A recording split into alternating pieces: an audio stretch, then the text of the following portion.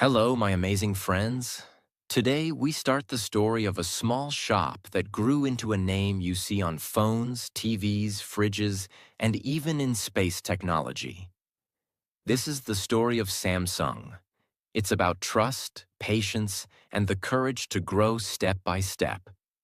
And as you listen, your English listening will get sharper because we keep it clear, simple, and interesting. Part 1. The Seed and the Three Stars. It's the year 1938. In a busy street in Daegu, Korea, a young man named Lee Byung-chul opens a tiny shop. He sells dried fish, noodles, rice, and a few other basic goods. The shop is small. The dream inside his mind is huge. Above the door, there's a wooden sign. It says Samsung, a Korean word that means 3 stars. 3 stars to him mean big, bright, and lasting. That's his goal. Lee knows something very important. People come back to the place they trust. If the fish is fresh, if the noodles are clean, if the delivery is on time, customers will return. So he checks everything himself. If the fish smells wrong, he sends it back. If the rice is low quality, he refuses it. Every customer leaves happy. They tell friends, "Go to Samsung." They are honest. Trust becomes his real product. Then, war comes to Korea. The streets are dangerous. Trains stop running. Prices change every day. Many businesses close. But Lee refuses to give up. He changes what he sells depending on what people need most. Some days it's food, some days it's fabric or soap. He finds new routes to bring supplies. He works day and night. This is where he learns. Speed is more powerful than size. A small business can move fast, and moving fast can save your life in business. After the war, Korea starts to rebuild. People need sugar, clothes, and many basic goods. Lee asks himself, why only sell these things? Why not make them? He begins producing sugar. Then he moves into textiles, making fabric and clothes. This is a big change. Selling is one thing. Making is much harder. But by making products, he can control quality, control cost, and make them better. He learns factories, workers, schedules, and planning ahead. One evening, Lee hears something new in the neighborhood. It's the sound of a radio. A voice from far away is talking. Families gather to listen. Not long after, someone brings home a television. Children laugh at the shows. Grandparents watch the news. Life is changing. Lee sees the future. People will need electronics just like they need rice and clothes. In 1969, Samsung begins making electronics. The first products are simple: black and white TVs, radios, and home appliances. At first, there are mistakes. Some TVs have a dim picture, some parts break. But instead of hiding problems, the team fixes them one by one. They learn to check every product. They make a rule. Better to stop the line than to send out a bad product. Slowly, customers start saying, Samsung products work. By the end of the 1960s, Samsung is not just a shop anymore. It's a company that believes in honest quality, controlling the process, patience before big growth. These values will guide Samsung for decades. And the small shop with 3 stars on its sign has taken its first step toward becoming a global name. Part 2. The Factory Mind and the First Big Steps. The 1960s had ended with a big change for Samsung. The little trading shop had now become a company that was making its own products: sugar, textiles, and now electronics. Black and white TVs, radios, and basic home appliances had started to leave Samsung's small assembly rooms. But this was just the beginning. Making electronics was a completely different world compared to selling dried fish or making sugar. It was more precise, more technical, and more competitive. The company was about to enter a game where mistakes could be deadly for a brand. When you walked into Samsung's first electronics factory in the early 1970s, you'd smell a mix of oil, fresh paint, and warm metal. Rows of workbenches were neatly lined up. On each bench sat radios, TV parts, and boxes of tiny screws. Young workers in clean white coats and caps moved carefully, almost like nurses in a hospital. Every part was checked by hand. Every wire was placed exactly where it belonged. A single mistake could mean the whole product would fail. Lee Byung-chul made one thing very clear. We will not be the fastest, but we will be the most careful. In the early days, not everything worked perfectly. Some TVs came back with fuzzy pictures. Some radios made strange noises after a few weeks. Some refrigerators had doors that didn't close properly. Instead of hiding these problems, Samsung did something different. They opened the broken products on a special table. The engineers and workers stood around looking inside. What went wrong? They asked. They took notes. They redesigned parts. They checked suppliers. Every mistake became a lesson. And slowly, these lessons started to shape Samsung's factory mind. The habit of always improving, always checking, always asking, can this be better? By the mid-1970s, Samsung's TVs and appliances were selling well in Korea. But Lee was thinking bigger. He knew that the real test was not just to sell in your own country. The real test was to export, to send your products to other countries and win customers there. So Samsung started looking for opportunities in Asia, the Middle East, and Europe. Exporting was not easy. Different countries had different rules, different tastes, and different price expectations. For example, some countries preferred bigger TV screens. Some wanted radios with better sound for music. Others wanted cheaper models with fewer features. Samsung had to learn to adapt to each market. This was a new skill, not just making products, but making the right products for the right people. One of Samsung's early big moments came when they secured deals to supply TVs to other Asian markets. These were not luxury TVs. They were affordable, simple models that worked well and lasted long. The prices were competitive. A customer in another country could buy a Samsung TV for much less than a European or American brand and still get good quality. This strategy worked. Samsung began to build a reputation. Good quality at a fair price. Lee knew machines alone could not build a global brand. He needed skilled people. So Samsung started hiring young engineers and sending them abroad to learn. Some went to Japan to study advanced TV technology. Some went to the United States to learn about semiconductors. Some went to Europe to study factory automation. When these people returned, they trained others. Slowly, Samsung's knowledge base grew. They were no longer just copying ideas. They were starting to design and improve their own.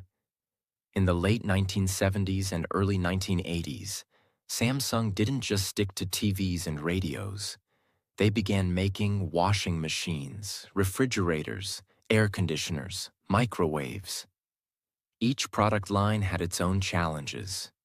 For example, making a refrigerator was not just about cooling food. It was about keeping the temperature stable, making it energy efficient, and ensuring it would last for years without breaking. Samsung tested each product in different conditions: hot weather, cold weather, dusty air, humid air. If it worked in all these conditions, they released it. By the early 1980s, Samsung was no longer just a Korean company. They were slowly becoming a global player. But Lee knew the truth. To be truly global, they had to master technology, not just assembly. And that meant entering the world of semiconductors, the tiny chips that power electronics. Most people at the time thought this was crazy. Making chips was expensive, risky, and dominated by big Japanese and American companies. But Lee believed that without controlling the heart of the product, Samsung would always be behind. So, in 1983, Samsung made its first step into semiconductor manufacturing. It was a huge investment, costing millions of dollars, and it scared many people inside the company. But Lee had a clear vision. If we don't enter this now, we will regret it forever. Workers remember those days as intense but exciting. The new chip factories ran almost 24 hours a day. Technicians worked in clean rooms, special spaces where the air was filtered so no dust could touch the delicate chips. They wore full-body suits, gloves, and masks. It felt more like a science lab than a factory. Every batch of chips was tested again and again. Failures were common in the beginning, but slowly the success rate improved. Samsung began to make chips good enough to sell internationally. By the mid-1980s, Samsung's name was starting to appear in tech magazines abroad, not only for TVs and fridges, but for their growing ability in semiconductors. This was the foundation for everything that would come later: computers, smartphones, and more. Samsung had moved from being just a manufacturer to becoming a technology company, and the culture of improvement, discipline, and bold risk-taking was now deeply part of their DNA. By the mid-1880s, Samsung was no longer just a Korean company. They were making TVs, refrigerators, washing machines, microwaves, and, most importantly, semiconductors. The world was starting to notice them. But inside the company, there was a big problem. Yes, Samsung's products were selling. Yes, they were expanding. But compared to Japanese brands like Sony, Panasonic, and Sharp, Samsung was still seen as cheap but not premium. Many customers in other countries thought, Samsung products work, but they're not as good as Japanese ones. This was dangerous. Once people think your brand is low quality, it's hard to change their minds. And if you want to compete globally, your name must mean excellence, not just affordability. Lee Byung-chul understood this, but in 1987, he passed away. The leadership went to his son, Lee Kun-hee. This man would change everything. Lee Kun-hee was not loud or flashy. He was quiet, observant, and incredibly focused. He believed that Samsung's future depended on changing its culture from the inside. In the early 1990s, he traveled around the world to see how other companies worked. He visited stores in Europe, factories in Japan, and tech hubs in America. What he saw shocked him. In many places, Samsung products were placed on the lowest shelves in stores, literally below the eye level of customers. Meanwhile, brands like Sony were in the best spots, proudly displayed with premium prices. Lee Kun-hee knew this could not continue. He had to transform Samsung into a premium global brand. In June 1993, Lee Kun-hee called his top executives to a hotel in Frankfurt, Germany. They expected a short business meeting. Instead, they got a 10-day marathon discussion. Lee spoke with intensity. Change everything, except your wife and children. That became the famous Frankfurt Declaration. The moment Samsung's quality revolution began, he told them, "Stop focusing only on quantity. Focus on quality above all else. If a product is not the best, don't ship it. We must lead, not follow. This was not just talk.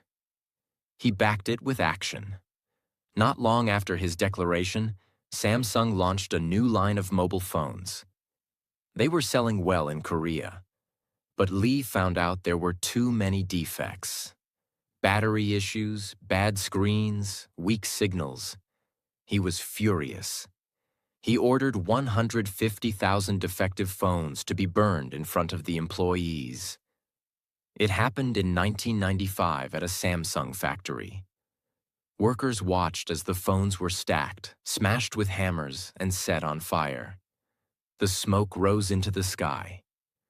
Lee stood there, silent, making sure everyone understood. Never again would Samsung accept bad quality. This was not just about phones. It was about changing the mindset of the entire company. After Frankfurt, Samsung invested heavily in training. Engineers learned advanced manufacturing techniques. Designers studied international trends. Factory workers were taught strict quality control methods. Even managers were sent abroad to understand global markets. This was expensive. Millions of dollars spent on education instead of just production. But Lee knew it would pay off. By the mid-1990s, the changes were showing results. Samsung's TVs were winning design awards. Their semiconductors were becoming some of the best in the world. They started selling premium home appliances that could stand next to Japanese products in quality. In 1996, Samsung entered the mobile phone market seriously. These early phones were basic compared to today's smartphones, large with small screens and physical buttons. But they were reliable, and customers started to notice. Then disaster struck. The Asian financial crisis hit in 1997. Currencies collapsed. Companies went bankrupt. Many people lost their jobs.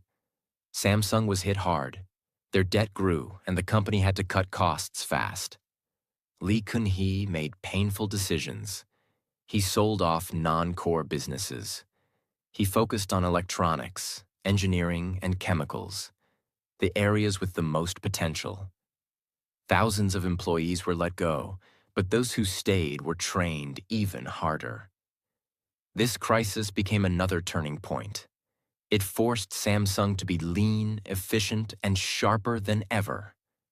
By the end of the 1990s, Samsung had survived and come out stronger. They were no longer just a cheap alternative brand.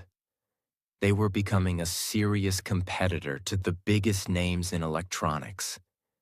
Their semiconductors were world-class. Their TVs were winning international awards. And their mobile phones were starting to get attention outside Korea. Samsung had entered the new century ready for battle. Part 3. From Crisis to Global Rise. The Asian financial crisis had shaken the walls of Samsung. Factories that once ran day and night were slowed. Some projects were cut. Workers left with heavy hearts. But Lee Kun-hee saw the crisis differently. To him, it was not just a wound. It was a wake-up call. If Samsung wanted to be untouchable, it had to become stronger than ever. And this meant one thing: focus. Samsung had fingers in many industries: construction, insurance, retail, and more. Lee made a bold decision. We cannot be the best at everything. We must be the best at something. He chose 3 areas to dominate: electronics, phones, TVs, appliances; engineering, infrastructure, heavy industries; chemicals, materials for technology and manufacturing. Everything else? Sold, shut down, or merged. It was painful. Some parts of the company had been there for decades. But this laser focus was the reason Samsung would later stand shoulder to shoulder with the world's biggest brands. While customers knew Samsung for TVs and home appliances, something far more powerful was happening quietly. Samsung was becoming a giant in semiconductors, the tiny chips inside computers, cameras, and eventually smartphones. Memory chips like DRAM and NAND flash were the gold of the tech world. Every device needed them.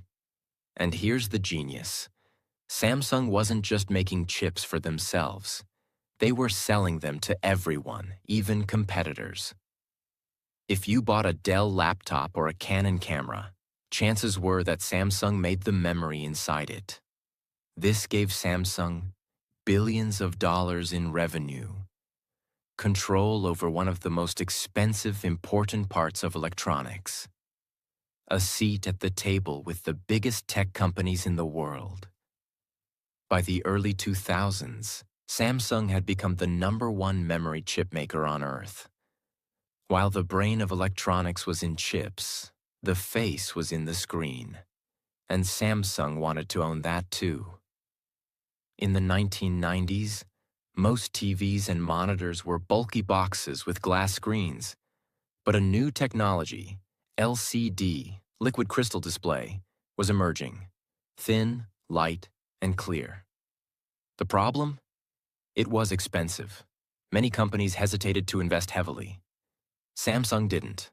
They built huge LCD factories, betting that one day every screen in the world would be flat. By 2005, Samsung was a global leader in LCD panels. Not just for their own products. Other companies bought their screens too. Even rivals sometimes had Samsung inside without showing the name. While Samsung was winning in chips and screens, one battlefield was still uncertain. Mobile phones. Nokia and Motorola were the kings. They had style, reliability, and global reach. Samsung was seen as fine. Their phones worked, but they weren't exciting. That started to change in the early 2000s. Samsung began making phones that looked sharper, felt better in the hand, and introduced new features. The Samsung SG-HT100 in 2002 was a game changer. It was one of the first phones with a color screen. Bright, vibrant, and different from the dull green displays people were used to. Suddenly, Samsung wasn't just following. They were adding style to their technology. But Lee Kun-hee knew something important.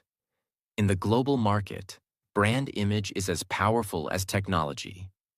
In 2002, Samsung launched a new brand identity. Clean logos, sleek advertising, sponsorships of big events like the Olympics. The message was clear. Samsung was no longer the affordable option. It was a premium technology brand. The mid-2000s brought a storm in the mobile world. Companies started experimenting with touchscreens, internet on phones, and app-like features. Samsung tested early smartphones with keypads and small touch areas. They weren't perfect, but they taught Samsung how to handle. Bigger batteries, mobile internet, touch interface design. Then in 2007, Apple dropped a bomb. The iPhone. The entire phone industry shook. Some brands laughed at it. Some tried to copy it badly. Many disappeared. Samsung didn't laugh. They prepared. In 2009, Samsung released its first Galaxy phone using Google's Android system. It was their first real step into modern smartphones. The big leap came in 2010 with the Galaxy S. It had a large, bright AMOLED display, something Apple didn't have yet. A slim, stylish body, a powerful processor, a growing list of apps. The Galaxy S didn't just compete with the iPhone. It offered something different. Choice. Different sizes, different prices, still premium quality. And this was Samsung's secret. While Apple focused on one or two models, Samsung gave customers options. Why 2010 mattered. By 2010, Samsung stood on three massive pillars. Chips, the invisible gold, powering devices worldwide. Displays, the face of modern electronics supplied to the world. Mobile, the device in everyone's pocket, now with Samsung's name on it. The company had gone from follower to trendsetter, from cheap to premium, from surviving a crisis to leading an industry. But the real fight was just beginning. Lawsuits with Apple, the Note 7 disaster, foldable phones, and a global race to dominate 5G. By 2010, Samsung had climbed to a position many thought was impossible years before. They weren't just a TV brand, not just a chip maker. They were a full technology powerhouse. They had chips in millions of devices. They made the brightest displays in the industry. They were now a serious player in the mobile phone market. But success is never the end of the journey. It's the start of bigger challenges. When the Samsung Galaxy S launched in 2010, it sent a clear message. Samsung wasn't afraid of Apple's iPhone anymore. The phone was thin. The AMOLED screen was bright and colorful, making videos and pictures pop. It was fast, smooth, and, most importantly, customizable. Apple's iPhone was elegant but limited in personalization. The Galaxy S gave users choices, wallpapers, widgets, different screen sizes. This was the beginning of the Galaxy series.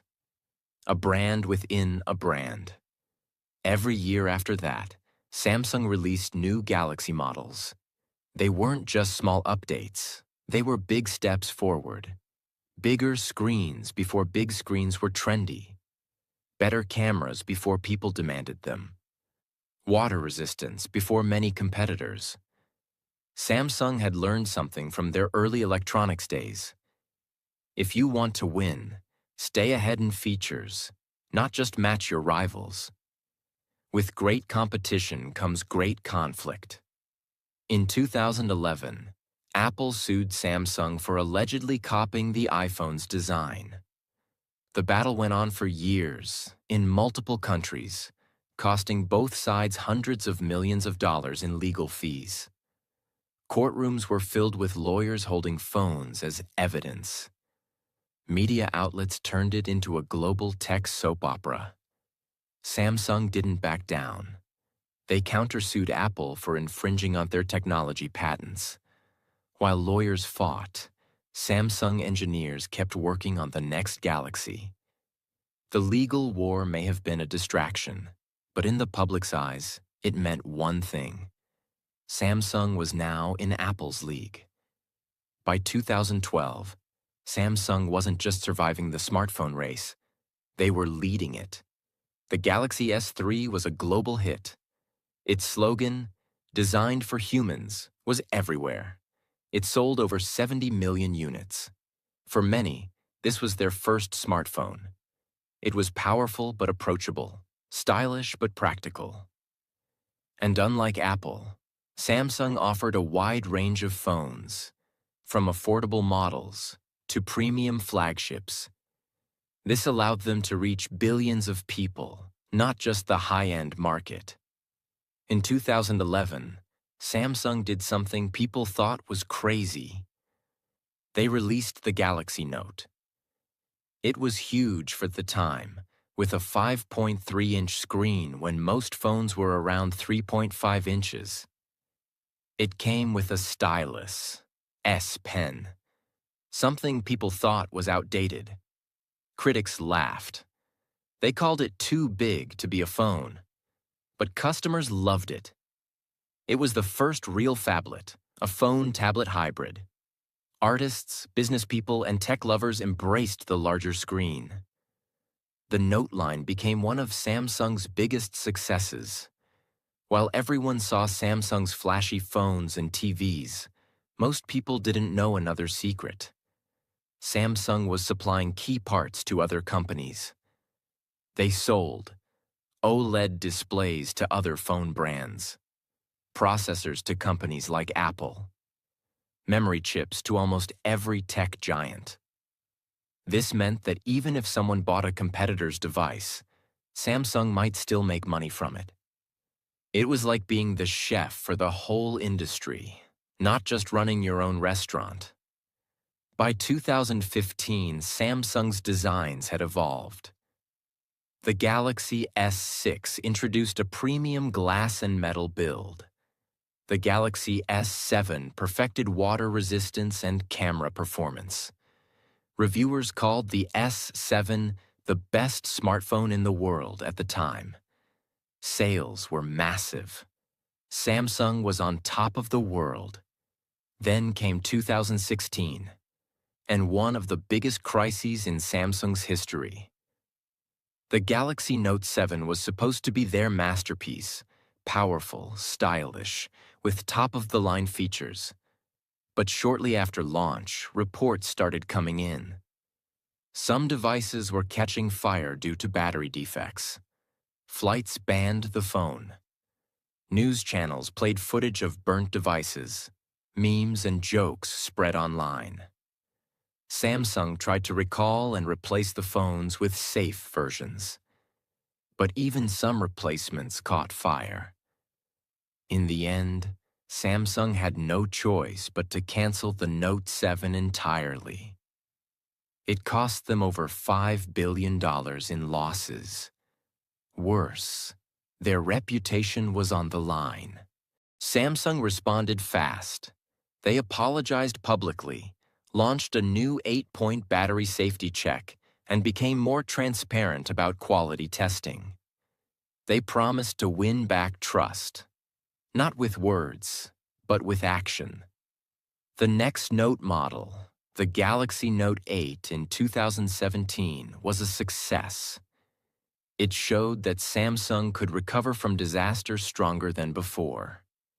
Between 2017 and 2018, Samsung's flagship phones, the Galaxy S8, S9, and Note 9, featured infinity displays with no bezels, edge-to-edge curved glass, enhanced cameras with low-light magic. Samsung was no longer just competing with Apple. In some areas, they were leading the industry. The Note 7 disaster could have ended Samsung's dominance. Many companies never recover from such a public failure. But Samsung's response, quick recalls, safety reforms, better designs, turned a weakness into proof of strength. Customers saw a company willing to admit mistakes and fix them. And that is why, by 2018, Samsung still held the crown as the world's largest smartphone maker. Part 4. The Future Unfolds, 2019 to today. By the end of 2018, Samsung stood tall. They had survived disasters, defeated giants, and proven they could rise again from any fall. They were the world's largest smartphone maker, a leader in TVs, chips, and displays. But the tech world doesn't stop. If you pause, even for a moment, someone else will take your place. Samsung knew this. They had to think beyond today. 2019 wasn't just another year. It was the beginning of a new technology race. 5G networks promised faster internet than anything before. AI, artificial intelligence, was becoming part of daily life. And Samsung wanted to launch something no one else dared: foldable smartphones. For years, engineers in Samsung's secret labs had been working on bendable displays. They wanted a phone that could fold like a book, giving you a small device in your pocket, but a tablet-sized screen when opened. In early 2019, they finally showed the world the Samsung Galaxy Fold. It looked like science fiction brought to life. But there was a problem. Just before launch, reviewers found issues with the Fold screen. Some displays broke after just a few days of use. It was a nightmare Samsung didn't want. Another public embarrassment, right when they were still proving their strength after the Note 7 crisis. But instead of hiding, Samsung delayed the launch, fixed the problems, and released an improved version months later. It was a clear message. We will not rush. We will not hide. We will make it right. While working on foldables, Samsung was also racing ahead in 5G technology. They launched some of the world's first 5G smartphones and helped build 5G network equipment in multiple countries. This wasn't just about faster YouTube videos. It was about powering self-driving cars, remote surgeries, and smart cities. By controlling both the devices and the infrastructure, Samsung secured its role in the future of global communication. Samsung didn't just focus on phones. They kept dominating other tech sectors. TVs, pushing 8K resolution, QLED technology, and ultra-thin designs. Chips, supplying memory and processors to the world's biggest brands. Appliances, smart fridges, AI-powered washing machines, and connected home devices. They weren't just a phone company. They were an ecosystem, a network of products that worked together, from your kitchen to your office to your car. In 2020, COVID-19 shook the world. Supply chains broke, factories shut down, many companies collapsed. Samsung faced massive challenges, keeping workers safe, securing parts for devices, and adjusting to the sudden spike in demand for home electronics.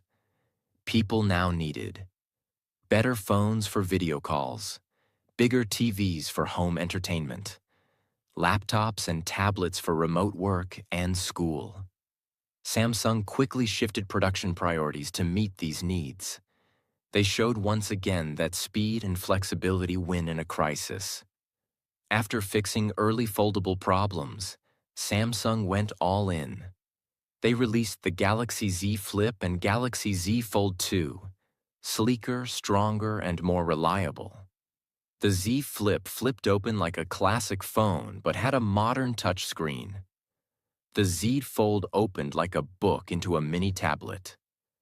Critics praised Samsung for turning a risky idea into a new category of devices.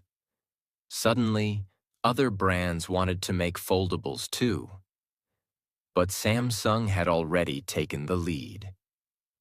Behind the scenes, Samsung's semiconductor business was bigger than ever. They weren't just making memory chips now. They were producing advanced processors that competed directly with Intel and TSMC. These chips powered everything from smartphones to servers running the internet. Even companies competing against Samsung in phones were buying chips and screens from Samsung. It was the ultimate strategy. If we don't sell them the device, we'll sell them the parts to make it. The smartphone market had changed. Chinese brands like Huawei, Xiaomi, and Oppo were rising fast. Apple was still a strong rival, but Samsung held its position through constant innovation, wide price range, from budget phones to luxury flagships, strong after-sales service and global presence. They made sure a Samsung phone could be found in almost every country on Earth. In recent years, Samsung has also focused on environmental responsibility. They've reduced plastic packaging, invested in recycling programs, and developed energy-efficient products. They even created programs where old phone parts are reused to make new devices. This isn't just about saving the planet. It's about building trust with the next generation of customers who care about sustainability. Looking back, Samsung's story is a masterclass in resilience, surviving war, financial crises, and product disasters. Adaptability, moving from trading dried fish to making cutting-edge foldable phones. Vision, investing in chips, screens, and networks before others saw their value. Quality, from burning defective phones to building world-class safety checks. Now Samsung is not just a company, it's a global empire. They lead in smartphones, TVs, memory chips, displays, and home appliances. They are in your pocket, in your living room, in your office, and even in your car. Their products touch billions of lives every day, and their journey shows one truth. Greatness comes from the courage to change and the will to keep moving forward, no matter what. This is where the story of Samsung for now reaches the present. But their future? It's still being written. In every innovation, every screen, every chip, and every dream they dare to chase. And so, my friends, we have reached the end of Samsung's incredible journey. From a small shop selling dried fish in 1938 to a global technology empire touching billions of lives. Today, Samsung is valued at over $350 billion, and their annual revenue crosses $200 billion. They are not just a company. They are a symbol of what vision, courage, and resilience can build. Their story is not just about business. It's about human spirit. It's about never giving up, even when the world seems to be against you. It's about making mistakes, admitting them, and coming back stronger than before. Lessons from Samsung's story. Start small, dream big. Your beginnings don't define your limits. 2. Quality is everything. A bad product can destroy trust. A good one can build an empire. 3. Adapt fast. The world changes every day. Only the quick survive. 4. Turn crisis into fuel. Every setback can become your greatest teacher. 5. Lead, don't follow. Be the one setting trends, not just chasing them. Samsung's journey teaches us that even a small seed planted with care can grow into a tree that touches the sky. It shows that true success is not about avoiding problems. It's about how you face them. May Samsung continue to innovate, inspire, and make lives better for people across the world. God bless them, and may their story inspire all of us to keep moving forward toward our own dreams.